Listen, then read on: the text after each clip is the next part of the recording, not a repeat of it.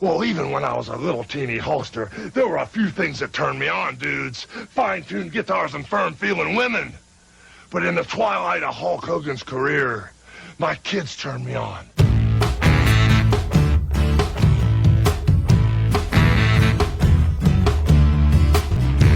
Gonna stick you in the eye with a foreign object.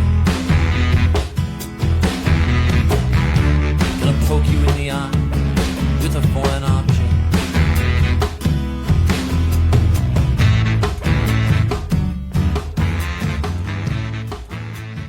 Hello, everybody, and welcome to the Blue Thunder Pod, AEW Dynamite Edition. I am your host, Billy Sullivan. With me, as always, my dad's favorite podcast host, Frankie Ortega.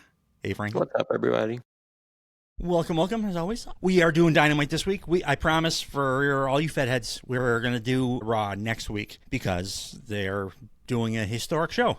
But they are calling a WrestleMania in their own press stuff, calling a WrestleMania level show. And the card, no bullshit. The card is looking like it's shaping up to be one of those things. And it's doing something that I'm very happy about. It's getting the Seth Rollins CM Punk match out of the way. So I don't have to worry about CM Punk having to deal with Seth Rollins at WrestleMania.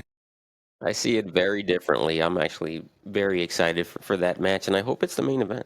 I hate Seth Rollins, and I want him to retire. and I am not. I haven't been shy about that on this show, so it would be hypocritical of me to turn around now. Unless he turns around and does something amazing. I think he probably has it in him. If he does Weasley heel again, he needs to do a Ricochet because he thinks he's cool and he's actually a huge fucking dork, and that's why it comes off as cringy and weird and bad. And if he would just lean into this fucking weird dorkness, I think he'd be good. But he just some scissors. Yeah, no shit. We'll talk about that. But he added a couple of things, by the way. Old Trevor. He's bringing out new little bits and pieces. You can tell that he really loves that he has something to sink his teeth into for the first time. I don't know, since I've ever saw him wrestle. Tell. Seth looks like a Trevor to me too. Doesn't he? He looks like a Trevor. I'm talking Ricochet's a Trevor. Yeah, but I think Seth looks like a Trevor too, doesn't he? Seth is a Cody, I believe. Is he? He's also Mexican. He's got a Mexican last name. They pretend he's a white guy. If he didn't, he would be begin the LWO with everybody else. As a Mexican myself, we're not claiming him. Oh, well, I thought you wanted him to be on WrestleMania 2 seconds ago. We're not claiming him yet. He's got to change up that whole stupid Joker stuff. Like, at least Damian Priest says he's Puerto Rican all the time. He changed. I mean, he's not like Huerte or whatever his name really was, but he's a priest now, but he's like Puerto Rican. Says it every show. Seth never mentions any Latino heritage. He's white as Moxley. Anyway, what'd you think of Dynamite this week? The Fight for the Fallen in Asheville, North Carolina. Well, I can't say I have many strong feelings about what I saw in this episode. I thought it was decent, but it didn't blow me away either. Being like the very first episode of the year and the first episode on Max, I wish that they would have pulled out all the stops to make it a memorable one. Although there was one memorable moment. And it was pretty damn ballsy to do considering that it was the first episode on Max. Yeah, I think ballsy no matter what, but yeah, particularly because it was the first episode on a new platform. I would imagine they would have had to have gotten the okay to do that because it's such a striking image before they did it. But yeah, we'll get to that. And I did watch this episode live on Max. Oh, you did? I should have. Creature of habit. I always watch Dynamite like the same way. I DVR it and I watch it short right after so I can get rid of commercials. Yeah, that's what I usually do too. But this time I watched it live, and it wasn't a whole lot of fun to sit through all those like ads or the commercials without the picture-in-picture. Holy shit! No, I can't. The modern world has made me like it's put a thing in my brain that I think might be a disorder or something.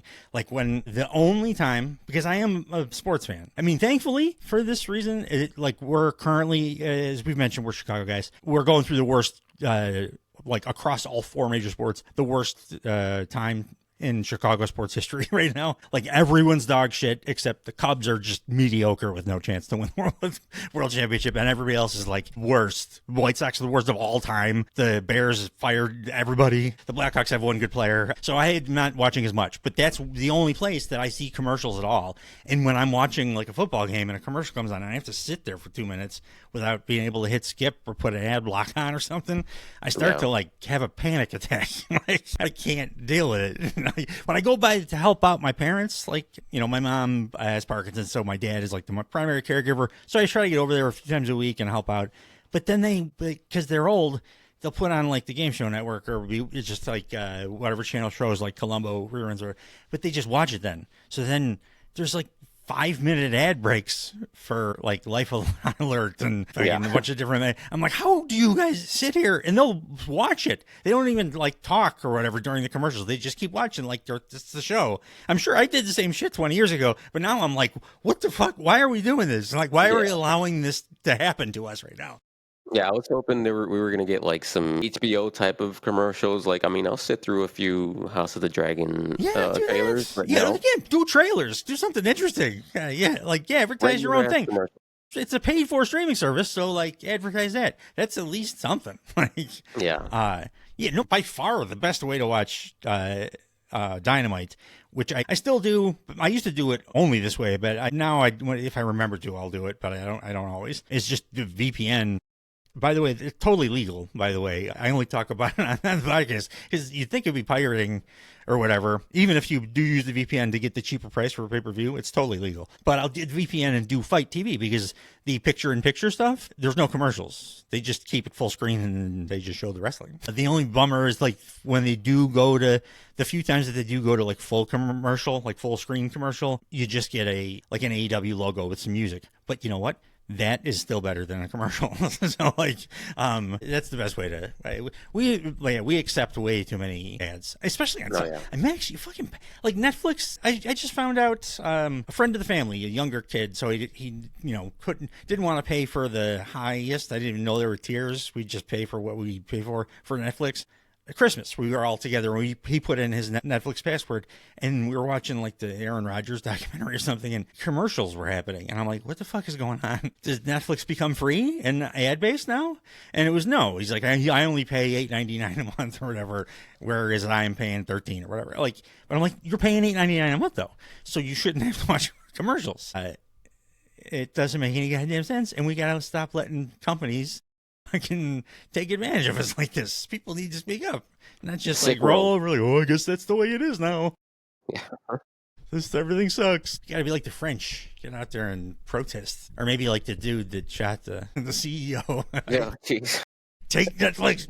I'm gonna pay for fucking Netflix, and be a national hero after I escape, after I killed David Zaslav or whoever. It's a joke. People, by the way, I don't want to get on any lists or trouble or anything. I know the NSA listens to everything. What'd you think of the new intro?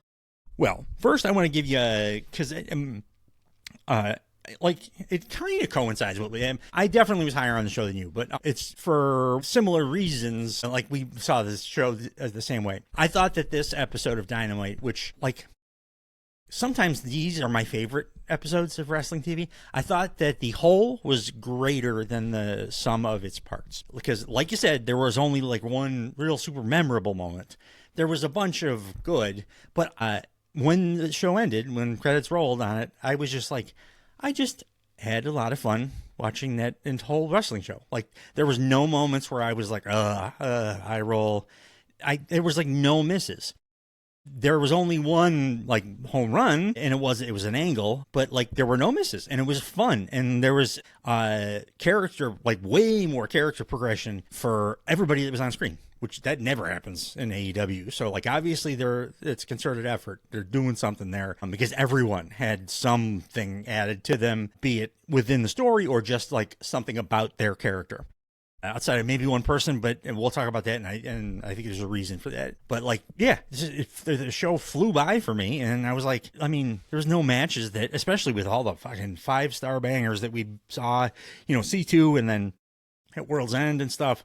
You'd think that having no 5-star bangers on this episode, I'd be like, oh, that's kind of disappointing. But in the end, I was just like, that's fun. It was a fun movie.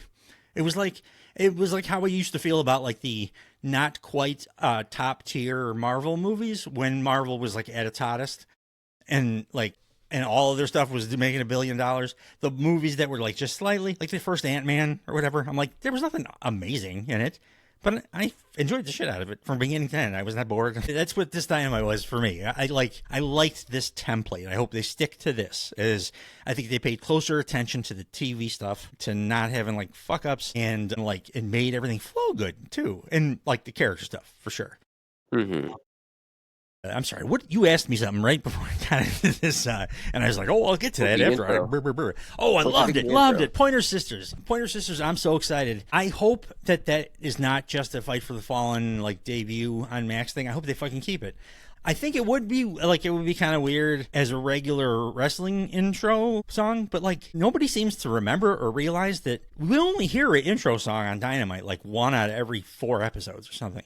There's cold opens for most Dynamites. There is no intro song for most Dynamites. So if we're getting Pointer Sisters like 1 out of every 4, and then we're getting Elton John on the other show, that's cool, and it makes you different. It makes you like the Challenger brand. You're doing a different thing. Not everything has to be like Triple H, like metal. We're gonna kick your ass. Like, so you could do a song that's just gonna be like, hey, you're about to watch some fun ass shit. And then I did watch 2 hours of fun ass shit. Like that's the song fit the show I watched better than like their other, like their either like hardcore metal or hip hop would for me. Yeah. Did you like it or no?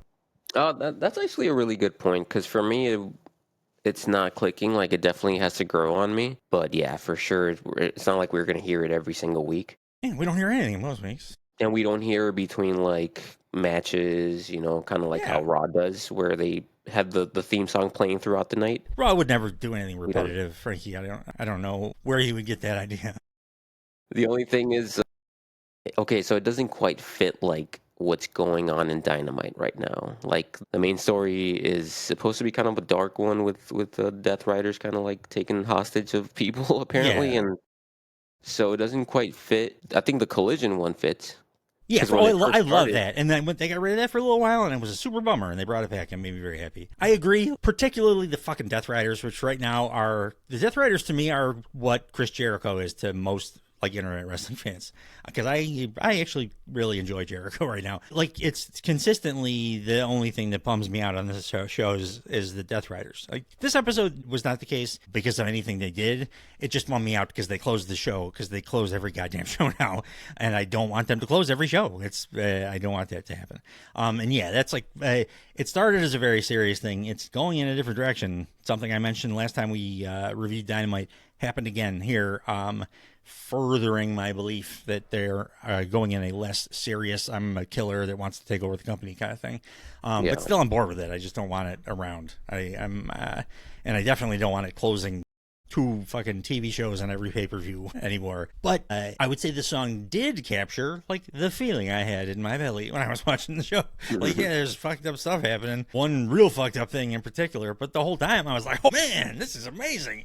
This guy's coming out of his shell. I love it. And I'm so excited for what's gonna come. It's a great song outside of wrestling. It reminds me of the Nutty Professor movie. Oh, for sure. In every wedding I was at from like 1990 through like 2004. But like I also now it's just talking about it. I think it also fits with like the theme of this episode was we're giving characters stuff to people that haven't had it, or putting an actual story to some stuff that didn't have it. We're doing good recaps of other stories. Like, a recap they did on this episode of the show changed my mind on something I had talked about not really liking, and then I watched the recap, and it was really well put together, and I was like, you know what, these guys are doing a great job in this program, and I like it now. Now I'm like cool with it continuing, and I'm so excited like for the future, for what's coming. And it was the first show of the year. It's on Max. You can watch all in 2019 now on Max without, stealing it, that's amazing. I haven't watched a lot of that stuff in forever, so I'm going to go back. Like, I do go back and watch AEW pay-per-views, but I have not watched the year one stuff probably in 4 years or something, 3 years. So I'm gonna start grabbing some like old Dynamites and stuff, because that could be a lot of fun. I'm so excited for it. Well, when you put it that way, yeah, for sure.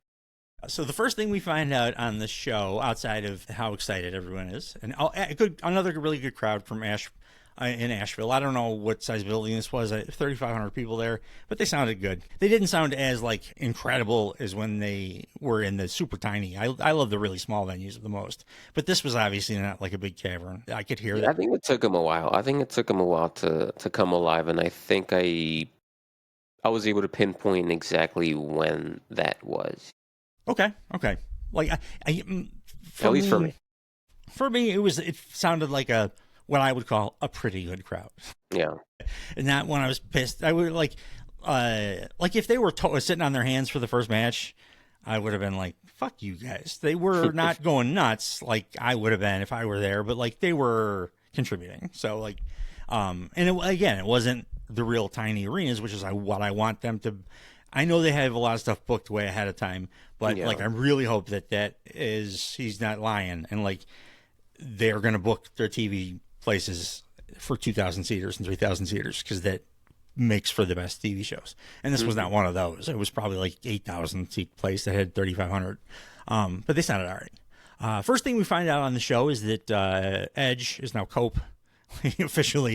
His name is no longer Adam Copeland, as confirmed by the AEW website. And I think that I kind of saw this coming a long time ago, too. And it makes sense. It feels Vincey to me, just because remember that like 6-year period where he fucking wouldn't allow anybody to have a last name or a first name, one or the other. You had to be Riddle, like Matt Riddle was Riddle. And that didn't make any sense because it made him feel like a Batman villain or whatever, and it had nothing to do with his character. Like, why is he just Riddle? He was Man Riddle. It sounds pretty cool, Cope. Like, and Adam Copeland it sounds like the lead guitarist for like a house band, like some house band at like a Canadian bar somewhere or something. Yeah. So Cope sounds more like which again, it's a little character thing. It's a thing. Then immediately we get Jon Moxley cutting yet another like great backstage promo that I was bored to fucking tears with. He delivered it as perfectly as you could, and I was like, thankfully it was short. Yeah, but it was like impassioned. He's a great actor. He like everything he said. It's no longer like cryptic and stupid. I hate when he's like yelling, though. I hate when he's yelling at the top of his lungs. Like whenever I have to turn down the volume, I'm like, okay, this is too much. The only time he feels like he's acting, he feels forced, is when he gets at the very end and he's like. For like comparison's sake, I don't feel that way about MJF.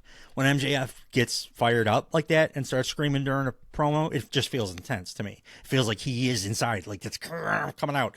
Moxley's much better at the like burning rage that he's like barely keeping under the surface. And that's what most of this promo was. But his deliveries are always very good. Like technically, I don't want this to be the focus of the company. There's so many super interesting things happening that I would rather be the thing that's the top thing right now. That like, I don't know, it's like your 10th or 11th most interesting thing, and it's fucking main eventing every show. So yeah, I just want to be done with them. We see we get a shot of rated R. Rated FTR and their spiffy new T-shirts. I actually like them. I'm always a fan of simplistic wrestling fans. The Hot Rod or the CM Punk Macho Man purple shirt.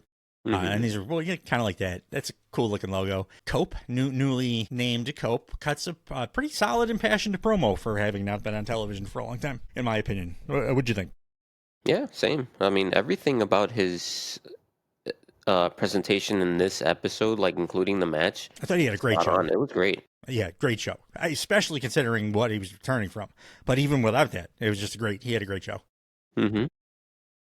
The first match of the evening was Orange Cassidy versus Hangman Page. So fucking cool. Pay-per-view level match to open the show. I did notice the Dapper Yapper changed the delivery of Orange Cassidy's intro. Did you catch that?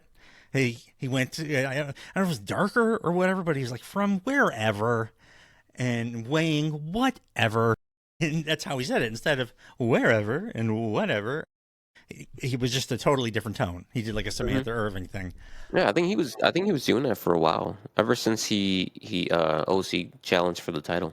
Really? I didn't know. I hadn't noticed. This was the first time I noticed. Maybe so. Maybe since he started wearing black. I mean, his characters. Probably. I've noticed his character's definitely evolving, but like, I didn't notice the Dapper Yapper part until tonight. So maybe. So as far as the match goes, like my opinion was these two like guys have a floor of like 3.5 stars, and this was better than their floor. It didn't disappoint me at all. It wasn't like the best match that Orange Cassidy and Hangman Page could possibly have, but it was a very good match. Like Hangman was constantly looking for an opportunity to hit the buckshot. Like that was the ongoing story with him. And then in the meantime, doing like super nasty shit, like breaking OC's eyes across the ropes and, you know, Healy, evil bad guy stuff.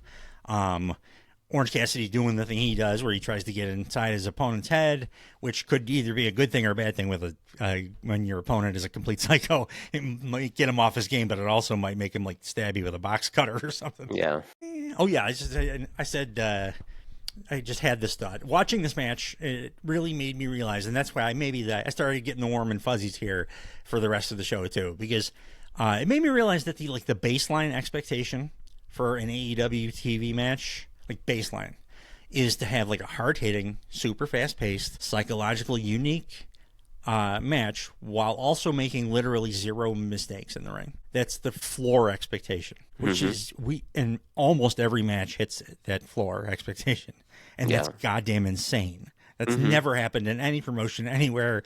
I know that like, you know, the tribalist people and, oh, you're an AEW guy. Yeah, well, I am, but that's why I'm an AEW guy, because nobody's ever put on wrestling, like actual wrestling, to this quality, to the level of quality, this consistently. There's almost, at this point, no botches in any of the matches, and the ones that are like very quickly corrected, and to the point where it looks kind of like it wasn't maybe a botch. Like, it's nuts. Not that long ago, every show was expected to have several botches. Nobody really made a big deal out of it. But these guys now, it's like the expectation is perfection, and they do it. And I was like, that's amazing. Also, the Orange Punch is the new Crossroads. It is the finisher that takes 12 of them. I don't know why they call it a finisher, because like they just spam. They do the Orange Punch and the Crossroads. They use those finishers like I use finishers in WWE 2K25. Right. And like as soon as my finisher charger is back up, I hit it again, hit it over and over and over again. Because Orange Cassidy hit like 10 of them, but one knocked Hangman out of the ring, which then gave him the opportunity to hit the buckshot and get the win. And then Hanger like started beating the shit out of Orange Cassidy, and then like, you know, post match being a bad guy bully. And then the low point of the show happened for me when Frito-Lay came out to break them up, because I thought he was gone. And Shivani then informs us that while he is not an EVP anymore, he's still an executive in the company. So I got to watch Frito-Lay still. Yeah, and I have a feeling we're going to be seeing a lot of this storyline for a while. They did a few more stuff on Collision. I'm okay. I like all these dudes together and stuff. I just don't want Frito-Lay to be part of it. He brings everything down a half a star. I think this is leading to a match between them. You think Daniel's going to wrestle another match? That's the one thing he could do that I would enjoy. He's a good wrestler. I'm okay with that. Just don't do anything else. Don't wear your stupid Frito-Lay outfit. Don't try to act like you're an authority figure. Yeah. He could still go like right up until he retired. So I'm cool with that. Hell yeah. Like fucking I enjoy when Nigel does his one-offs and stuff too. Those guys can go. That would be great. He should wrestle in the Frito-Lay sales rep outfit. Rolled up. I'm a working man with my dress shirt and my top button unbuttoned with the tie. I just don't understand why this is happening though. Like, why is he so hung up on what Hangman is doing? I know what you're saying. I have a similar thing. I just, every time I see him on screen, I go, I don't know why this is happening. Like, why is Christopher Daniels happening? But yeah, you're right. They were never close. I don't know what the fuck people are talking about. Like, yeah, they were both wrestling like indies for a while at the same time. But like, unless my memory's failing me, I don't remember like SCU and the Elite having a friendship. I remember them feuding and Frankie Kazarian like eating shit every week. Mm-hmm. But I have no idea why Frito-Lay would have Hangman's back. Maybe though, it's part of a story, and we'll find out. So that would be, within the theme of the show, because it is something that, like, when he did the backstage interview, he first said it. I'm like, what the fuck? I don't even know if I've ever seen you two on TV together. It may as well have been filthy Tom Lawler coming out and going, hey, man, you and I have been boys for 26 years, and if nobody else has your back, I do. Like, it was that strange. And then he walks off on his knuckles like or anything. Next up, we got myriad great backstage promos. Got a backstage promo from the Switchblade, Jay White. And it looks like he's still, like you mentioned, hanging around at the top of the card. Instead of getting like demoted after this last program, they're continuing at anything that keeps them up there. That makes me a happy boy. Another great promo from Jay White. It's a brief one, but he talks about Yuta and he's going to get him back, which plays into later. And then he just mentions that he's going to beat his two opponents tonight in the three-way dance he's got with Swerve and Roddy Strong to determine who gets the number one spot in the Casino Gauntlet match that is upcoming. Yeah, it was good, intense promo to hype up the Gauntlet for sure. Yeah, and based on how the rest of the night went, I'm thinking that he is going to win that.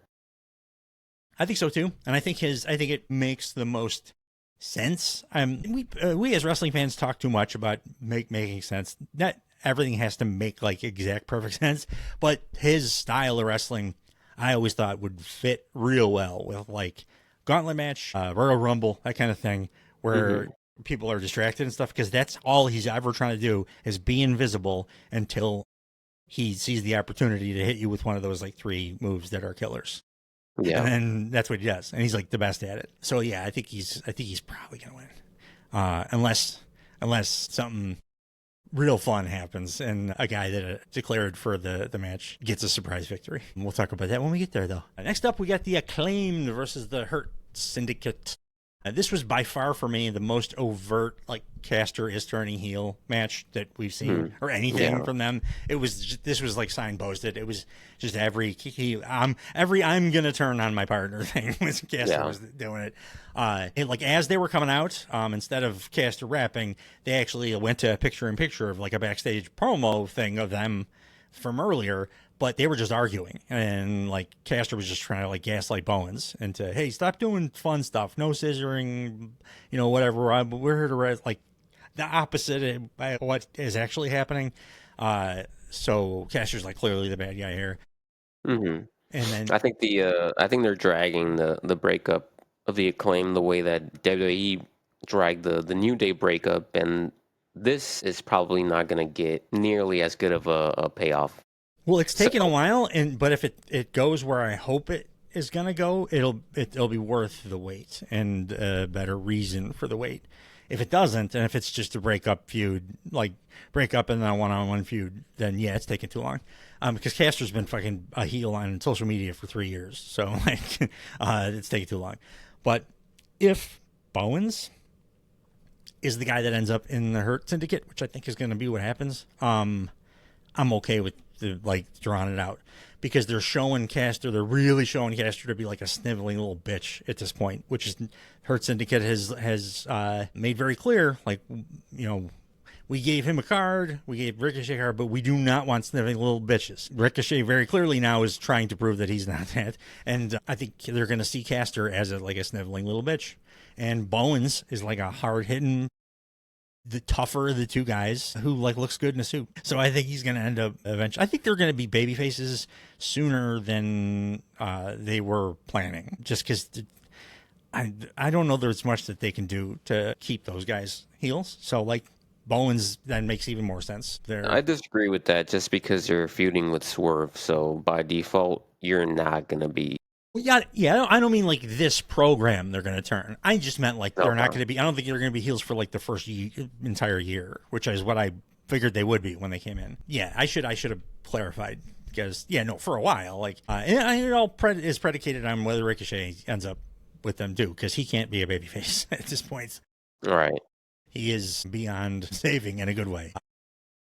I liked, as they were walking out to the ring, claimed Caster grabbed a sign that a fan was holding that just said, Bowens will be fine. Like, intimating that Caster's going to have no career after this, but Bowens will be fine. And he just holds it up. So at least he's got a good sense of humor about it. He's got a terrible sense of humor on all social media platforms. I don't know what the fuck he's even trying to do. He's like cosplaying an incel or something. I don't know. It's weird. During the match, Caster does like every I'm going to turn on my partner trick thing, like arguing over who's going to start the match when the bell rings, and then like doing blind tags and like dropping off the apron and all that bullshit. MVP was on a commentary. He was super fantastic again. He said he asked Shelton and Lashley about Caster, and they said, we do not want him. So, and that's another thing that I was like, they might want Bowens though. That like would make sense why this match happened too. Like, keep those people all in an orbit of one another, even if Caster's not joining, because maybe Bowens is. And I do want him to succeed very much when he's a singles wrestler, and putting him in the coolest stable would help that. I love Bowens. So the way this match went was the Hurt Syndicate like beat the fuck out of Max Caster for every second that he was in the ring. Bowens only was in the ring for a short time. He got some offense in, but it was like relatively even. And then they just murdered Caster and then submitted him with the Hurt Lock. And like as that was happening, Bowens was like already looking like he wanted to kill Max and was like walking off by himself. Like, he's like this. I'm done. And he just left them. I left Caster laying, like in the ring. They didn't leave together. And they made a point to show that. You got anything beyond the very obvious, these guys are splitting? And what do you think of my theory about Anthony Bowens? That's a good theory. I don't feel super confident about it. It's one I'm hopeful for. I'm more confident about my Tony Storm. So if Bowens turns face, where does that leave Caster, though? Because he's definitely not going to be a babe face. Bowens, if he turns heel, you mean? Because Bowens is a face now. He's like super baby face. Everybody loves him. Oh, yeah, no. If he turns heel, if Bowens turns heel, right? If he joins the Hurt Syndicate, where does that leave Caster? I think that when Bowens joins, it might be a little... That's what I was saying about... I don't mind if this goes kind of long term, like maybe a couple pay-per-view cycles, because by the time Bowens joins, I want them to be either in the process of the turn or be baby faces, or like seen as tweeners or baby faces. But you know what? If that doesn't happen, then we're probably getting Ricochet with them, which is awesome too. And just Caster, like, I think he's going to be fine as a heel because he's a dick. Maybe he's not. Maybe he's doing the MJF thing because they're boys. They went to wrestling school together. They have had that like kind of dated homoerotic online joke thing that they do back and forth going for like 6 or 7 years. So maybe he's doing the I'm in kayfabe thing all the time on social media, but it really comes off as he's just a dick. I just think Max Caster needs somebody, you know? And probably. It doesn't help that he calls himself the best wrestler alive, because you're like the 5th best wrestler in the AEW like men's roster. Yeah. Your tag team partner is significantly better in the ring than you. I guess they could be delusional heel stuff, but to me, it just draws attention to the fact that he's fairly limited in the ring. I don't know. I'd also be okay with them just staying together. You know, I would. Get rid of, I want Billy big things for Bowens. Annoying us. What's that? I want bigger things for Bowens. I think that Max Caster makes there be a ceiling on what they can get to now. Yeah. I think they reached the highest they could get to. I don't think they can get back there as a tag team. But I think Bowens could have a phenomenal singles career. You said fire Billy Gunn, which I agree with. Still, the worst match in AEW history for me was Billy Gunn and Switchblade, Jay White. Number 2 was Billy Gunn and Darby Allin, because Billy Gunn's a dick. But that might not be a bad thing. Let Bowens leave and make the new tag team, Max Caster and Billy Gunn. Couple of dickheads. You can get some real heel heat. But the no scissoring thing, that also could be a really cool breadcrumb thing. I don't know what it is, but when I saw it happen, I was like, "Ooh, that could be a cool callback later on." Swerve is backstage with Scoops, Alex Marvez, who's just fucking all over this. I don't know if he signed a new contract and is guaranteed a certain amount of screen time, or maybe Renee was sick, because I don't think she was there at all. But Marvez did like 10 backstage interviews. Yeah. Swerve says he wants to apologize to all the people who chant for him every night, just basically because he hasn't been wrestling. He's just been doing like other bullshit for a little while. And he wants to let them know that he's going to, right now, get back to doing what he does best, performing in the ring, which is going to happen later tonight, because he says he wants the number one spot in the casino gauntlet. And that would come with a win in the main event. Not the main event. The mid-match here. Whoever wins it gets the number one spot. Swerve then says, hey, do you realize I've never even been in one of these casino gauntlets? And Marvez is like, oh, yeah, I know why. And Swerve's like, oh, yeah, what's that? And Marvez is like, because you were the champ. And Swerve's like, hey, exactly. Yeah, that was pretty cool. His promo stuff is so much better. I mean, everything about him he is fully blossomed. He is final form, Swerve Strickland. Nana then wishes us all a happy new year. I was worried at first that Nana was not going to be able to be a babyface manager, because it's hard to be a babyface. He's the fucking best babyface manager ever. He just comes in, drinking his coffee, and says nice stuff to the fans and gets us to do dances. Like, he's perfect. He's a hype man. I'll call him a hype man more than a manager. He's great. Next up, we got Jamie Hayter versus Julia Hart. Julia I was not expecting this, kind of like an overhauled look. She's not doing straight up Undertaker all black with the fishnets and stuff. It was some color and spangliness with black, like highlights or lowlights or whatever. Yeah. What'd you think of this match? Pretty good match. It started off a little sketchy. I thought we were going to see like a super rusty Julia for the whole match, but she actually kind of picked it up along the way. I'm sorry. I didn't know. I wonder if she's still in the House of Black, though, because she is clearly a heel because of what happened in this match. And the House of Black are baby faces now. And also, I haven't seen them together at all in a while, but they still said representing or like honoring the House of Black or something. Yeah, I think so. So I'm like, they just have one heel in their group? I also like that they've been doing this for a little bit, but I like the on the bottom third when they do the intros when wrestlers are coming out. For some, they just throw up a random stat, like almost like a Matt Hardy version 2.0 or whatever. And the one for Julia Hart, I was like, that can't be fucking right. It says that she's 49-13 overall in AEW. Like, wow. How is that possible? But yeah, I agree. It was a pretty solid, hard-hitting match, especially considering all the time that both these women missed, particularly Julia, like, just come. This is her first match back. And Hayter, I feel like, has been improving in the ring since she returned. And Hayter's still over, but she is nowhere near the like nuclear level she was before the injury. And my hope is that what I mentioned, I thought would be the more interesting finish here would be Hayter losing, because I hope that means that they have an idea for something to do specifically with her, because that's how you get back. You can't just come back and people love you automatically unless you're like, Stone Cold Steve Austin or something, or Tony Storm. She's got to do something. Something got her over the first time. She's got to do something besides just be good and hard hitting in the ring.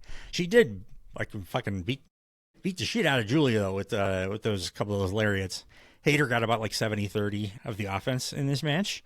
And then Julia decides to bring a fucking arrow into the ring, evidently trying to actually murder her. How is that different than like a knife or a gun? Yeah, I really hope that's not her new thing, I can see that becoming like a reoccurring. Well, because all the vignettes she's shooting a bow and arrow, but I just thought it was like an imagery thing. I didn't think it was going to be like, I guess they have Pac carrying around a hammer all the time. It's pretty same. But the arrow, I was just like, what? That's a stabby weapon. You can't have a stabby weapon in a wrestling match. I hated the whole arrow distraction, and then I also didn't like the mist. Well, ultimately, it turned out to be a distraction. That Aubrey would get away, and then Julie would miss Jamie, which she did, and then they got the win because of that. But clear mist? There was a miss, no and color. Also not missed. There was no she miss. just She spit on her. So my question here then is, does Julia Hart have like poison saliva, like those little dinosaurs from Jurassic Park? Because that's what it looked like happened. She just spit on her. Nothing was on her face. But Jamie Hayter, like, you sold it like she got acid thrown on her. Real acid. It was like Reptile from Mortal Kombat. Yeah, it was really strange. But I enjoyed the match though, and like I don't mind the cheatery ending for the bad guy. I just thought that the specific weapons, arrow and clear mist, not great choices. She didn't even I didn't see anything come out at all. Like she went, her head went, like, and then Jamie Hayter acted like, yeah, she sold it like fucking the guy in Dead Space when the needle went in his eye. It was awesome. Everything about it except the arrow and the.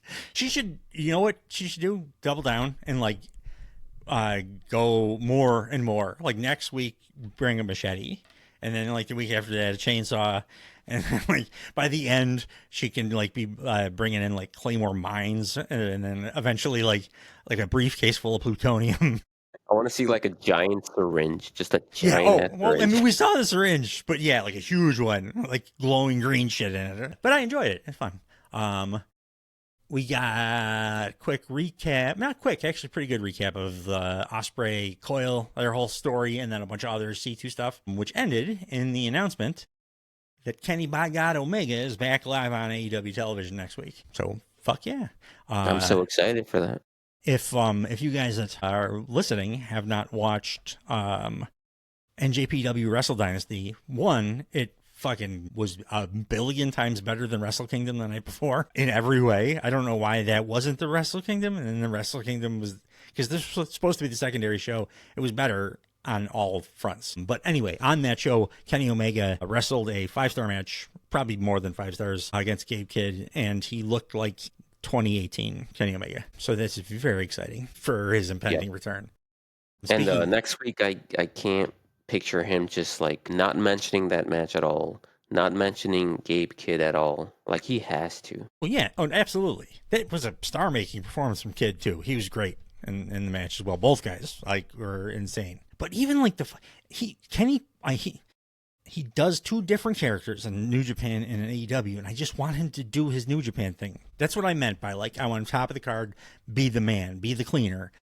Because up until this point, he isn't. He's a little sillier. His gear isn't as threatening looking. He doesn't cut as threatening a promo. And even his V-trigger, like the V-trigger he hit Gabe Kidd with at the end of that match, was a New Japan one, which looks like he's trying to cause a concussion or kill him or something. So that's the guy I want. And I think we might get him. I do wonder if Kenny's doing that on purpose. Like he does have to switch off his New Japan persona just because the matches are so brutal, and you can't do that every week, every pay-per-view. Then he still does all of he gives Ethan Page 10 drops on his head or whatever. So what I think it is, and what he's talked about kind of in the past, is that he is always trying to do something story-wise that is unique and never been done. That's why he did the losing streak to start when everybody expected him to be the first champ. Well, he started with a losing streak. He lost his first match. He tries to be more creative, and that's cool. But your creativity also created the cleaner, which is the fucking coolest character that you have. And I don't want him wrestling at all. That's not except for pay-per-views and maybe one every other pay-per-view. That's how special I want to keep the dude. He should be doing what MJF was doing. Original heel MJF, where it was difficult to get him to wrestle, but then when he did, it was the best thing on the show. So he could do the cleaner, I think, for that number of matches. I don't need him out on the road all year or whatever. I mean, they sold every single one of those Wrestle Dynasty tickets around that match, around Kenny. For so sure. AEW can very well do that too. You know what? And I think you just answered my question. When I was like, why wasn't that card the other card? I think it was that Kenny was able to work that show, and then they knew there were going to be a bunch of eyes on that show because Kenny Omega's returning. So they made the whole rest of the card better than the Wrestle Kingdom card because it was the Mercedes had another fucking banger too. She had another close to a 5-star match on that show. She's a great show. Okada, we got a quick Okada pre-tape promo where his English is just perfect now. So Yeah. I don't think he spoke any English like a year and a half ago, and he just cuts an English promo on Kenny Omega, telling him like, "You're not the same." And yeah, you beat me the last time we wrestled, but you forget what happened the first three. And then Mercedes, money, comes out for her in-ring celebration. They got the red velvet down in the ring and stuff. She's like super irritating in all the right ways. She tells Money Mike, Mikey Ruckus, I'm guessing, to play her video package. And it is a fucking great video package, which closes out. It basically is a recap of, look at all the goddamn bangers I've had the last 2 months. And it closes out with the Hazuki match. And underneath, it says Sports Illustrated Women's Match of the Year and stuff. I feel like Mercedes is just in such a groove in every way right now. Even now, like her bad promo style works. It's like irritating. Mm-hmm. I don't want to hear somebody talking like that, but it doesn't make me want to turn the TV off. It just makes me like, somebody beat her already. Yeah. Yeah, I think she feels it too. She seems to be more confident, I think. I mean, it probably helps that she had like 5 or 6 absolute fucking blow the roof off the house bangers in a row. Yeah. Yeah, I think Mercedes has been on fire lately so much that I feel like we're past the point of like having these kind of like pointless in-ring promos. Like I get that the whole point is that they're pointless and that she's just out there kind of like bragging for like a good. You know what I think that is as little as it as little as it registers, she does the pop a slight rating. Same as Chris Jericho too, to this day, which is fucking weird. But like Jericho and Mercedes, when they're on screen, ratings go up a little bit just for that 15-minute segment. I think that's why we get a lot of that from her. But like for what it was, I thought she did a better job with this than she's done in any of the other like segment things that she's done on this. I mean, fucking 2 months ago, a month and a half ago, she was doing car run over angles with terrible dialogue and Camille, and now she's like killing it on every avenue. Yeah, and then I also wanted to just point out, like, Mercedes always looks amazing. Like, not like oh, she's so hot. Like, the way that she presents herself, like, at all times. Her who else is nonverbal charisma is what I always call it. Is the best in wrestling, I think. Like you said, she presents herself perfectly, like, as a huge star. She pays attention to everything, head to toe, the way she moves, the faces she's making, like, everything. Like, the way that she's dressed, like, every week she comes out in something totally different. Now, a like, unique thing that is also outfit. like modern. I'm sorry, I cut. Yeah, like literally a different outfit every time, but also like different than anyone in pro wrestling. Like no one else comes out, covered in jewels and different like, styles, even from her own style. Like it'll be a totally different style of outfit from the prior, and it looks like it's all custom made. Which, if your gimmick is money, that's the way you do that, and she knows it, and it's great. Yeah. Like everyone gives Cody credit for coming out, in fly suits every single week. Yeah. What about Mercedes? Yeah, Mercedes is spending more money on her shit, I'm sure. And then Hurt Syndicate have better suits than Cody.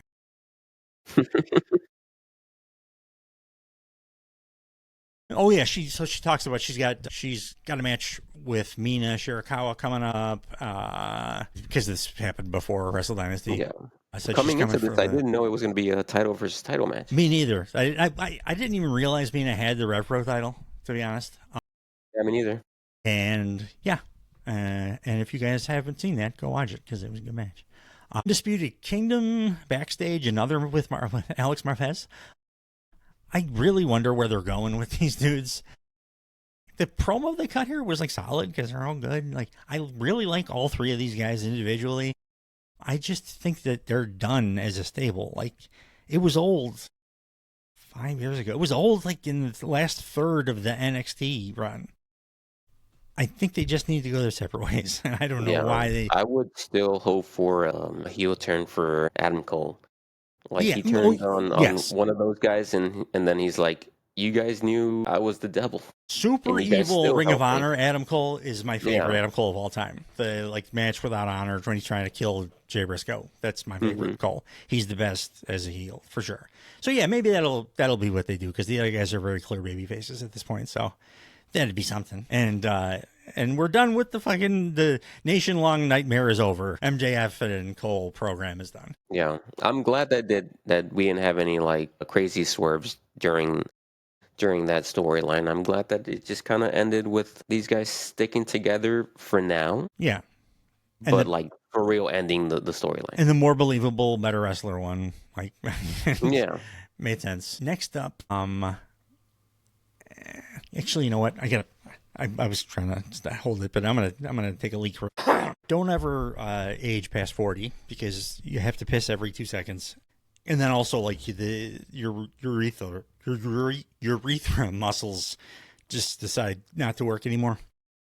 Because I can when I finish pissing, I could like shake for 20 minutes and then do like the helicopter move for another 15, and it doesn't matter. As soon as I pull my hits up, like a little bit more pee's got to come out. Just remind me that I'm getting old. I got to get the fucking finger up the butt.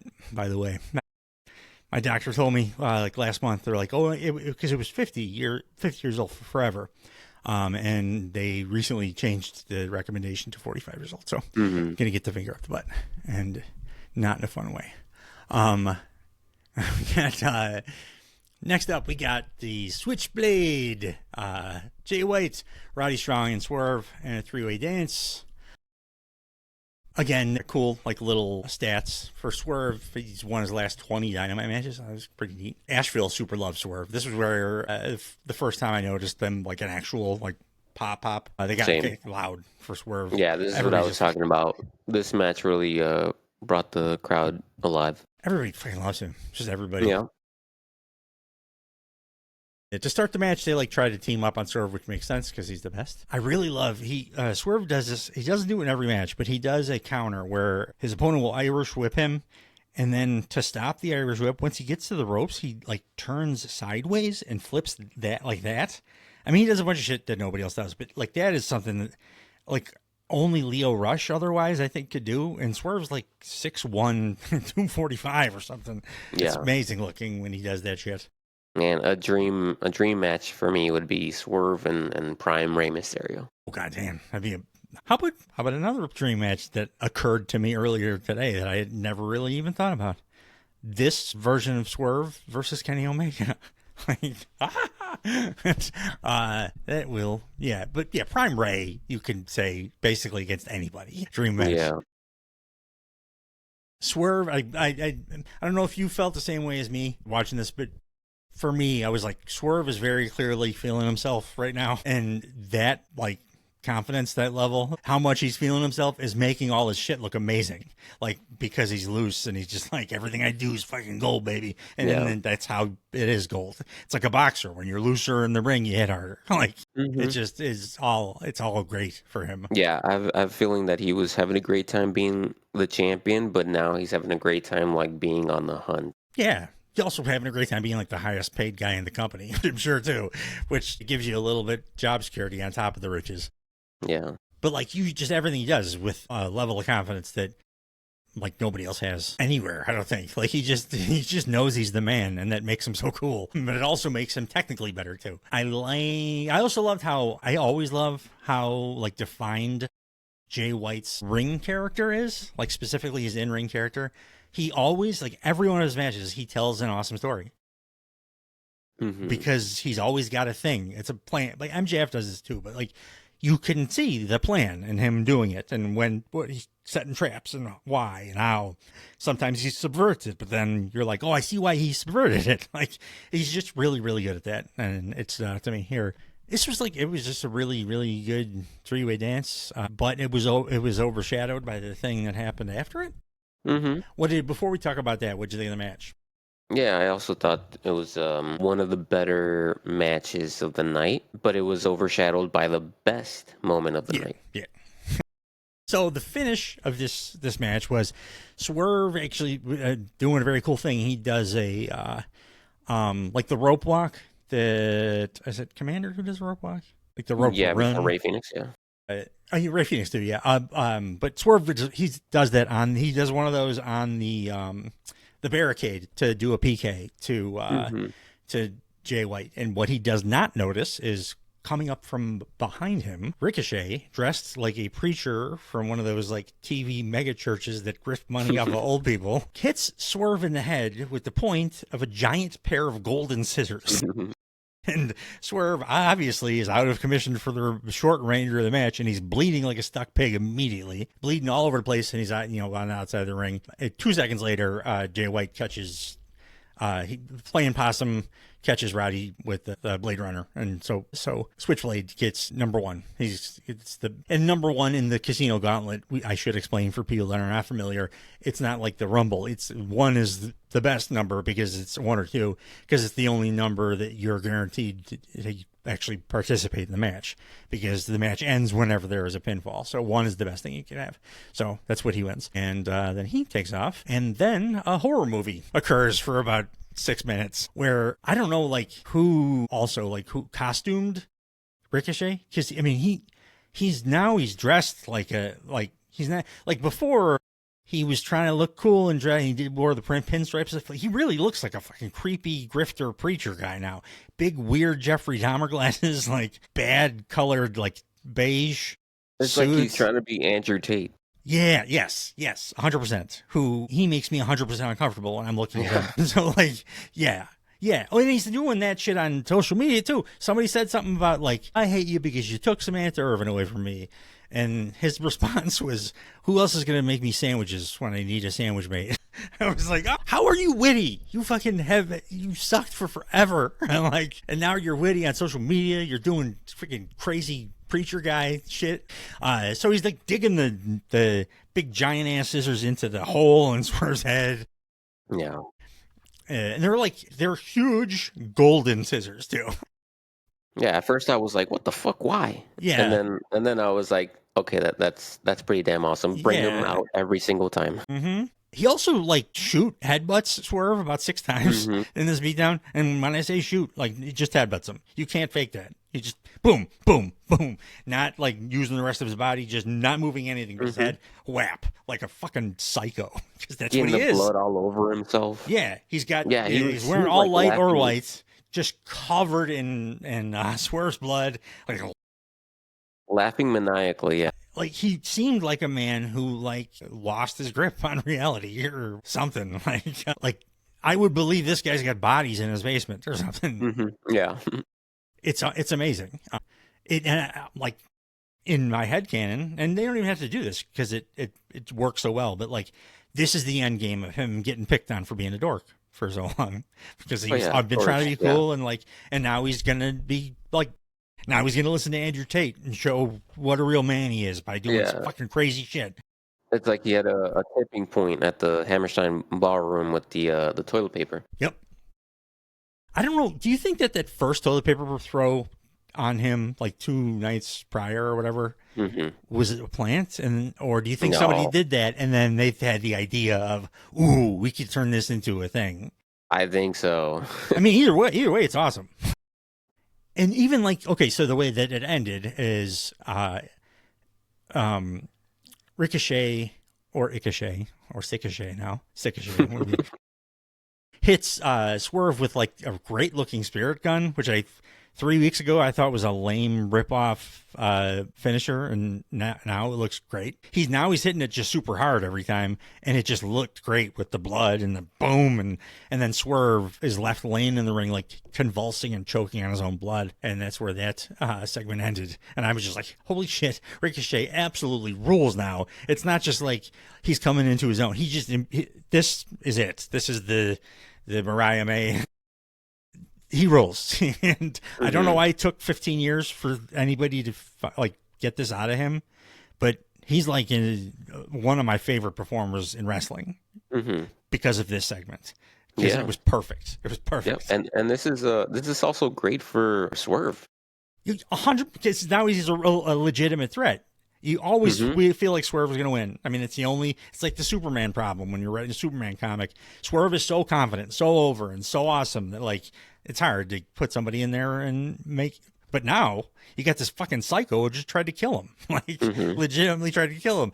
The last guy that did that was Hangman, and that was the last guy that was believable against Swerve. And anytime he's involved in something super violent, whether it's a match or a segment, if he gets bloodied up, it adds to his character as being the most dangerous guy on AEW. Because then he pushes it. He thinks I have to go further than the other guy. So then he uses cinder blocks and shit. I don't ever remember seeing Ricochet wrestle those kinds of matches anywhere in his career. And that's very clearly what's going to happen here. So, like, I mean, he's good at it. He was the digging the scissors into the head looked as realistic as when Abdullah the Butcher used to do that shit with the fork. And Abdullah was just doing that with the fork. He was giving people fucking hepatitis all the time because he was just digging into their head. It looked great. And he looked like he was enjoying himself. His acting was incredible. Like, he's never been a good actor. I don't know what happened, but... Yeah, he needs to maybe, like, cut, like, a couple of Swerve's dreads or something, you know, just... Yeah, that'd be good. That would be good. Yeah, I think you have a haircut fetish. Or like a Brutus the Barber Beefcake secret fan or something. But it would be good to cut. If you wanted to go ballsy, like, do like half the... But you can't do that to your, like, $8 million a year top star, so... But, yeah, cutting a couple of the dreads, that would, although that would almost feel like a step backwards now since he like attempted murder. Yeah, it would be good. Like try to humiliate him because that's what broke Ricochet was being humiliated to that degree. The Andrew Tate thing, that's a great call. That is exactly what I would be shocked if that is not if Andrew Tate is not at least part of the focus points that he's using for his character. Yeah. Oh god. He's definitely doing it. And you know what else Ricochet could do with the scissors? Like he could go to Swerve's house and like cut the curtains or something. Yeah. like how Hangman burned his house. Now we got Ricochet going over and like cutting curtains and like ripping sofas apart or something. Or if you want to go real hardcore, like have him fucking take the scissors and kill his cat. Have the cat to the wall, like in that Stephen King story. I mean, shit, he tried to kill Swerve. Also, earlier in the show, Max Caster said to Anthony Bowens, no scissoring. And I was like, after seeing this, I'm like, maybe he's gonna scissor. But scissor with his new stablemate. Yeah. Because it's scissors, it's very specific. And it is. They're the scissor men. So like I think that could be something. It could be they do red herring sometimes to intentionally like put you off the trail. But that doesn't like tell you anything exactly, but it could be a cool callback later when Bowen stops doing the scissor me and starts like it is very, very specific. People. I mean, the scissors, obviously, for the acclaimed, but they were gold. The gold, yeah. For the Hurt Syndicate. Yeah, for sure. The gold part was 100% for the Hurt Syndicate. And he's at this point, he's joining. He's like, he showed them that he's not a bitch here. That's another thing that is in his head. Because that's the Andrew Tate thing, too. He's telling all these 14-year-old boys, the last thing you can want to be in this world is a bitch. You can't be, you got to, dominate your women. You got to be an alpha male, all that shit. And, that's what Swerve's character kind of seems to believe at this point. Like, that is how you show your manhood and that you're not a bitch. And so, that's what he's trying to show to the Hurt Syndicate, I think. And then, yeah, you're right. The big giant gold scissors. He's just amazing. I can't believe the dude, again, I think I said it before, but the two guys, Bronson Reed, I fucking hated it. But at least he was young and I only hated him for a short time. And then he just became awesome, overnight. And Ricochet, for the last decade, I've found him to be action Andretti. Exactly action Andretti. Boring guy who can do real good, acrobatic stuff. But, didn't hit hard or anything or emotionally invest me. And now he's, one of my favorite things in all of wrestling. And mostly because of this one segment. The guy had an impossible task to follow Kenny Omega and Gabe Kidd. Yeah. And he did. It was a really good match. Yes. Again, if you guys haven't checked it out, Wrestle Dynasty, that made me feel good about New Japan. After the previous night, made me feel really bad about New Japan because that was a bad kingdom, and I was like, oh man, they're going down the toilet. And then the next night, they're like, oh no, this is just a million times better show. Yeah, like I said in our end of the year episode, it feels like a rebuild. Yeah, yes, for sure. Yeah, you nailed it on the head, and that's what the second night felt like. The first night was old guard bullshit, and then the second night was, well, here's what's coming. Freaking Gabe Kidd, that's the future. Gabe Kidd, man, I hope he gets recognized for that, Because Kenny, it's hard not to talk about Kenny. He's been gone for a year and a half, and he has that match. This is his first match back, and he's like shredded more than he's ever been. But like Gabe Kidd had one of the best matches I've seen in years, just on his side. Like he was awesome, and he had the New Japan crowd behind him. He's got the character. Like they were cheering for him. Yeah, because he's representing New Japan. Mm-hmm. That's why he was going after Tony Khan and AEW all over social media. It was brilliant. It was a great thing. That dude's awesome. Next up on this show, though, we get, guess who? Alex Marvez. I want to know what Renee was up to. I hope she wasn't sick because, like, I don't think she would have gone anywhere because her husband was there. Yeah. But yeah, more Marvez. We got more scoops. He's got Team TNA back there, minus Jarrett at first. And then he's asking them about, like, what's going on? Like, intimating something going on with Jarrett. And they're like, we don't know yet. And then Jeff Jarrett comes out and like teases that he's going to do a retirement announcement later. But to me, it was like the very clearly the most salmon suit ass retirement tease ever. Like at no time did I feel like he was going to come out and announce his retirement. He was going to come out and tease it and announce something else, which is ultimately what happened. That's what everyone does. Yeah. I mean, Mark Henry did it the best, but like, yeah. But they don't tease it. If it's a retirement, it's what Danielson did or what Edge did, where they just come out and they're very, like, legitimately clearly sad. And they look like they've been crying for hours. They say something like, guys, I'm not talking to you as Edge right now. I'm talking to you as Adam Copeland. I'm talking to you as Adam, the wrestling fan, the kid that grew up watching. Like, that's what it sounds like. It's not like, I've been thinking about family, and it's these guys' life. So, like, they are legitimately emotional when they have to do it. But he didn't do it quite yet, because next we got Mariah May doing a backstage promo, and she administers a fucking promo clinic. And this is exactly what I was talking about when I said my standards for her promos are so high that, like, when she goes a little bit too Cruella de Vil with it, I'm like, that you're better than that. I think this was like a perfect wrestling promo. She's like, the powers that be say, tell me I can't say that the women's division is weak. So, you know what? Women's division is strong.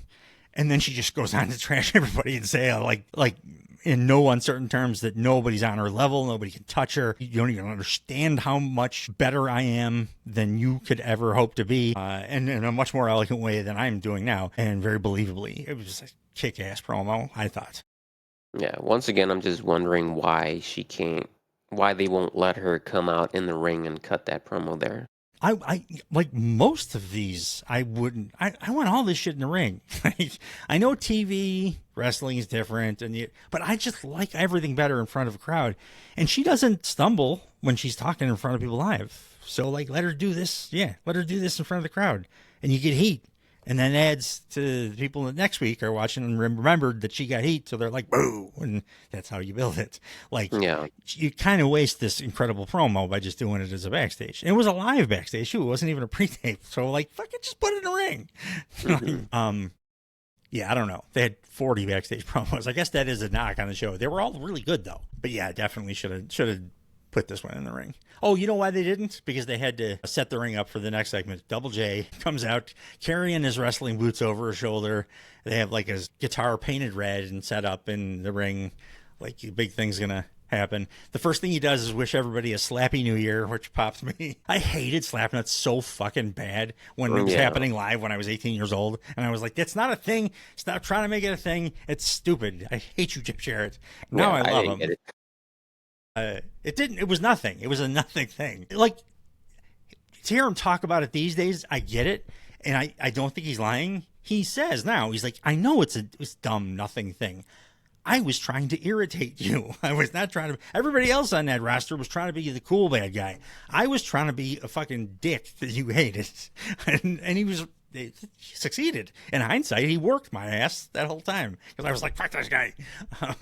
But I was a dummy. Yeah, I always thought it was like an old-timey thing that I just didn't understand. It felt like a cringy old guy trying to say something cool and hip or whatever, and it just came out weird. But that was intentional. Yeah. Now you hear him in shoot interviews and stuff, and like, oh, this guy's really smart. Like, he wouldn't have done it unless it was intentional. But I loved Slappy New Year. That made me very happy.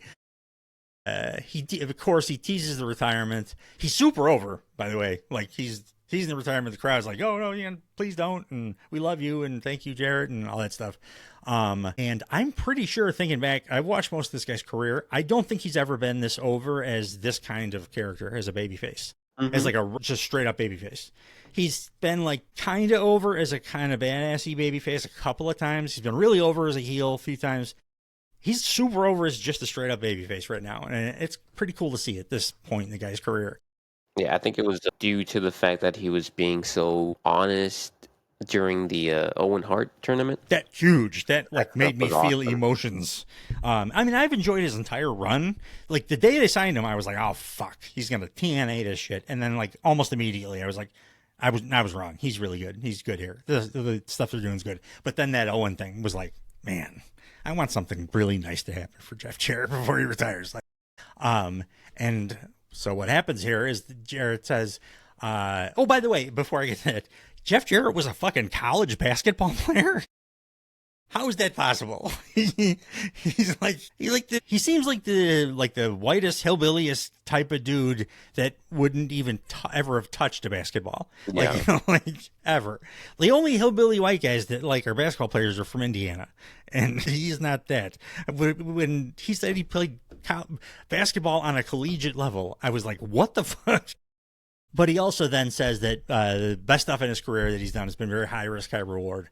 And that's what he's did again. He just re-signed with AEW. It's his final talent contract. I like that he said talent contract because he knows he's going to be like their head booking agent the second that he's retired from in-ring. He already does it.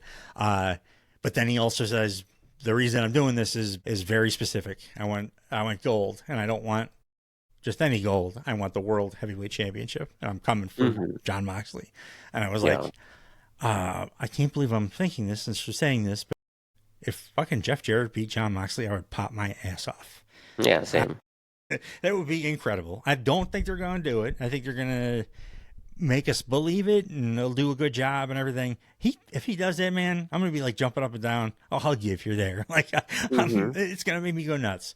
Because that's exactly what, like we were just talking about. I want to see something nice happen for Jeff Jarrett now at the end of his career. Yeah, even though this whole thing was pretty predictable, I thought it was a very good promo. It was predictable for me right up until he was like pointedly saying, I'm coming for Jon Moxley in the World Heavyweight Championship. That part, I was like, I did not see that coming. Because he was very earnest about it. So it makes me think they're going to do a real program.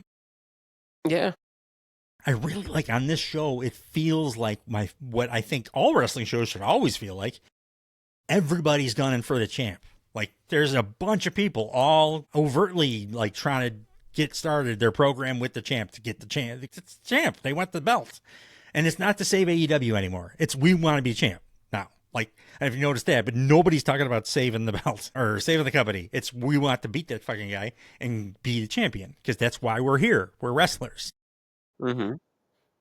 Yeah, I was gonna say I can appreciate when certain wrestlers who aren't even in the title picture, or in this case, or like despite where they're at in the card, and in this case, like despite where they're at in their career, and declare that they're still gunning for that title. Dude, Kazuchika Okada is a star to this day, primarily because he won the world championship or the NJPW when he was a low mid-carder, and just they took a risk on him and he made a declaration he wanted, and he just shock won it and then became like one of the greatest wrestlers of all time. But like that shit works when you take a guy and elevate him real fast, not when it's like fucking what's his face, the Indian guy that they put the belt on in WWE because they were trying to get the Indian crowd, but he sucked ass.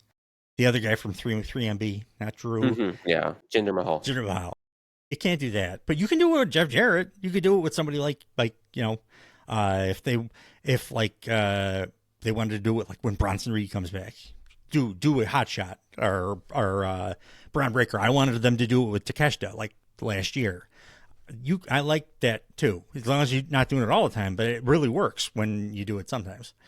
Yeah. He just says Jarrett finishes with his New Year's resolution is to win the big belt. And please put me in the gauntlet because I want a shot. So I think he's going to be in the gauntlet match, which is cool. I love Jarrett. The next thing is the thing I was talking about that I've been kind of talking shit about in the past, but the they did a nice, real like in-depth recap, and in watching it, I'm like, there was something wrong with me. It was not them. It was a recap of all the Hook and Christian stuff, and the program's actually been really good. It has. But both guys have performed really well in everything that they've done throughout it. Like the Skybox attack was like really real looking. The promo stuff has been really, really solid and good. And even the thing that finished this was a new pre-tape promo from Hook sitting on a stoop in like a Red Hook, Brooklyn, and just cut a short and sweet, good promo. And they did a very cool, giant, like modern looking Hook graphic right at the end. That's it. I just really dug the recap, and it changed my mind on the whole feud and everything. I'm like, these guys are putting in work, and they're doing a good job. Not a fan of when wrestlers who are from New York bust out the accent, randomly, when we know it's not natural. When it's not Taz or somebody. Yeah. Well, I will say, sometimes, like, I stopped trying to code switch, and my fucking Southside accent is there for all to see. There were times in my life, in my 20s and stuff, where I would try to sound, if I was trying to sound more intellectual or whatever, I would talk in a certain way, but especially when I was drinking or just tired or something, occasionally my real accent would come out, and then people would be like, "Oh, what are you, super fan?" Because they hadn't heard me talk like I really talk. That could be it sometimes, but I don't think it was hit here. I think it was like I think he just talks like a kid, and he put on the Brooklyn accent because he thought it'd be tough. Yeah, and you're on a stoop, yeah. And when your dad is Taz, for Christ's sake, he's a human cartoon of a New Yorker. You can't. But Damian Priest is guilty of that too. Yeah, no, Damian Priest becomes more Puerto Rican than half the crew we worked with at Whole Foods. If he decides that it's going to be good for the story for him to be, and then like the other like 2/3 of the time he sounds like my dad or something. Yeah. Damian Priest, his name could be Code Switch. Next up, Powerhouse Hobbs beats two Hammeneggers in a handicap match so bad that I think he now like legally owns their souls. He's just like killed them. I know a friend of ours, Dave, shout out Dave, didn't like this because he's like, oh, it's no direction. But that's just because Dave hasn't watched the last few weeks. And Hobbs has definitely had a story the whole time he's been back. It's only been 3 weeks, and he's been in a story the whole time. And this was just get him on TV and do a fun squash where he fucking kills two guys, and he really killed them. I don't necessarily think that Hobbs doesn't have direction, but I also don't like lame squash matches. These types of matches are like especially frustrating to me when I feel like the episode isn't, anything special and could have probably benefited from like another really good match or a really good segment. I was enjoying this show more than you were, but two, there are a good and bad version of everything. Like in art and entertainment, there's a good and bad version of everything. I love a good squash match. I hate a bad squash match, which is most of them. But if it's a good one, I love it. And I thought this was a good one. And what I mean by a good one is like the guy that's doing the squashing just doesn't try to even protect his opponents. It just like really beats the shit out of them. And that's what he did for me here. That's why I like Goldberg squashes worked, but Ryback's didn't for me. Because Ryback's didn't look like he was like really killing somebody. This seemed like one of the scariest looking motherfuckers in the company coming out and trying to kill these two guys. and I like that type of squash match. And as long as they don't overdo it, if you do it right, I think it's a very effective tool. It's the unfortunate thing is most of the time it's not done right by anybody, any company. But I thought this was a good one. You didn't think this was a solid effort for a squash match? I don't even think I paid attention, but okay. So it's just you just don't blanket, just don't like it as a concept. Okay, I like very specifically awesome squash matches. It's like scary squash matches, and that's what this was for me. And it was just like, okay, he's done. He did his return Callous short storyline. We still want to remind people Powerhouse Hobbs is here, which always putting him on TV is a good thing. So we'll have him like murder two Hammeneggers. Because he's really good at that. He's really good at doing spine busters that look like they really hurt. So, yeah, it works. But I get, if you just don't like squash matches and you could see it as like a waste of time that could be utilized elsewhere, I understand that. But I personally enjoyed it. Fucking Alex Marvez match with Big Beautiful Bill and the Bad Apple who's the bad apple. I don't know if you've noticed, his gauge earrings are starting to become distressing. Like, I'm a little worried that we're going to get a Jeff Hardy situation or something, because they are currently like Oreo cookie size, and like 3 weeks ago they were like dime size. It seems too fast to be going up size. Like, I think his body modification needs to decelerate a little bit. I liked this exchange though, so I'm going to do it. Marvez first he asks where Jericho is. Big Bill just goes, North Carolina. This place is great. Or, I mean, it's good. And then Brian Keith jumps in and he's, it's aight. And then Bill's like, well said, Apple. It's aight. Yeah. I was like, it's amusing. And then Rated FTR like approach from off camera. And I realized how fucking giant Big Bill is, because Cope is legit 6'5", and Big Bill was like a foot taller than him here. Cope makes almost everybody look short, and he was looking like straight up at Big Bill. And Cope says that Bill's face is stupid, and they're getting a trios match at Collision. I enjoyed this. It was short and sweet, and it made me laugh. And I love how we don't see Big Bill mad. Never. I feel like that is like intentionally a character thing. Yeah. Like, it's meant to irritate you that he's not getting angry. Or he's like, you know, like he's a mediator or something, where you would be like, just fucking tell me to fuck myself. Stop with this. Yeah. Like a irritating psychologist. It's great. I love him. I want him at the top of the card by himself, though. Speaking of guys that can talk, MJF did one of my favorite things in wrestling, like large. Here is they recorded a post-match promo from right after his pay-per-view match. Normally, they only put the shit on the internet, and they actually put it on Dynamite, which made me like fist pump. Yes, finally. Because this is where you get your best promos from guys. Usually bloody, and there you got their adrenaline is still pumping from the match they just had, and that's exactly what we got from MJF. Incredible, like, post-pay-per-view backstage promo, talking about, like, well, he's the best on earth at doing these specific things, too. Like, everybody's good at these, kind of, but he's the best of them, so I loved seeing it here. I also loved that he very clearly confirmed that the Cole shit is done. Praise Jesus. He's like, that whatever, that shit's over. You're not gonna have to see it again. Like, he knows we all thought it sucked, and he was tired of it too, and he's like, it's fucking over. And then the best part about it was, and the next thing I'm talking about is, I only have one thing on my mind. Fuck you, Jon Moxley. I'm taking the world title from you. I beat you before, you know I can beat you again, and I'm gonna do it soon. And I was like, ooh, this is a lot of people coming after Jon Moxley right now. Yeah. And Jon Moxley also happens to be acting a little differently than he was a few weeks ago. That might have something to do with all the people coming after Jon Moxley right now. Speaking of Jon Moxley, the main event of the evening, Rated FTR versus the Death Riders. My first thought was that Cope looks just super happy to be back, like doing this shit. Like, he was lost without it. He looked great in the match too, both on offense and bumping, which sometimes it's like takes some time to get back from your confidence and stuff when you have a big injury. But he was like bumping his ass off too, taking risks too. Apparently that is not going to change any of that shit. He was diving off his stuff, like through tables, whatever. Hopefully just no more 25-foot cages when you're 6'5" and 50 years old. Death Riders get early advantage because they like have the power advantage, like utilized better teamwork. I thought Cope worked well with FTR, like in the team concept too. Not as well as FTR works together, obviously, but it felt like a team. Also, they have gear, matching gear. Very important. Almost nobody does it. If you're going to be a new thing, all have matching gear, and I appreciate that. Cope and Moxley had, I didn't see this coming, they had one of the better elbow strike, like back and forth elbow strike battles that I've seen in a long time. Yeah. They were like, boom. Everyone was like a Takeshita, pop, pop, pop. I sometimes think Moxley's don't look that good. I think he's willing to accept harder ones, but he doesn't always lay them in, and he did here, and it looked like they were trying to knock each other out. Look really good. I think, and what I was talking about before, I think Moxley is continuing to evolve more into a chicken shit heel than what he was, I think they pivoted.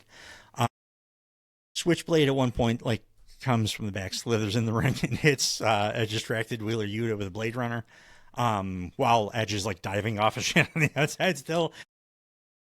So I guess the injury, wasn't going to slow him down, which it led to a shatter machine on Yuta, spear. Good guys win. I thought this was a very fun match. if it wasn't for the fact that the fucking Death Riders have to close every goddamn show, I'd be like, I really loved this match. I thought all the guys had great chemistry. I thought that the different cutoffs and teamwork and stuff all worked well, made sense. I thought that when the cheatery move that Jay White did it in a believable way. That he was able to use a distraction that would have been a real distraction to very quickly hit it and get out of there. And then Moxley powdered again and ran away from a fight. And that's weeks in a row now he's done that. Yeah, to the point where I don't even question it anymore. It's right. So he's a chicken shit heel, which is way better. That's way better. It's the worst thing in the world is when a heel wants to stay a badass. Promos still don't correlate. Yeah, no, because but that's because he's a hypocrite. That's what's great. The chicken shit heels don't talk like chicken shit heels. They talk a big game. And then when the fucking rubber hits the road, they fucking pussy out and bail. And that's what he's doing. He's standing behind his teammates, and one of which is a woman. And every time the Hangman Adam Page's music hits, his face turns, all the color drops out of his face. If there's any kind of numbers disadvantage, he hits the road real fast. But then he goes back on the mic and is like, I'm the devil, I'm the monster, because he's a hypocrite, and that's a better heel character than the baddest ass ever. That's boring. I want someone to acknowledge it, maybe at least Tony Schiavone, say why is he doing this? Just if we get the MJF fucking match that MJF very clearly called for, you don't think he's gonna mention it? Yeah, he talks about everybody's everything. Personal shit. So he'll call out the character thing. I see all these promos, but then I also see you running and hiding every time anybody steps to you and hiding behind Marina Shafir. What's that shit about? Yeah. And MJF is also a misogynist, so he can do the you're gonna hide behind a woman, pussy. It'll all work. I'm not getting excited about the Moxley thing, but it is giving me more hope each week, because each week he's doing it more and more. The hypocrite thing, the talking a big game, but not really showing out. When even in this match, the big hitter was Claudio. It was not Moxley. And then he did bail. Yuta was the guy putting his body on the line. Claudio was the guy that was the big hitter.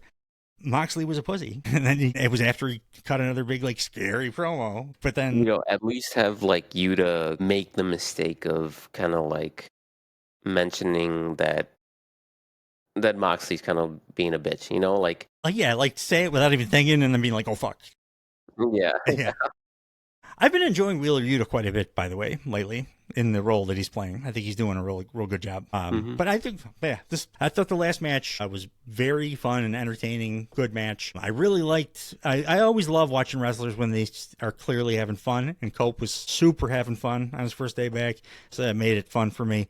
And then the rest of the show, there was nothing that didn't entertain me to some degree. And the Ricochet thing was one of the greatest things that has happened in the last 6 months. Yeah.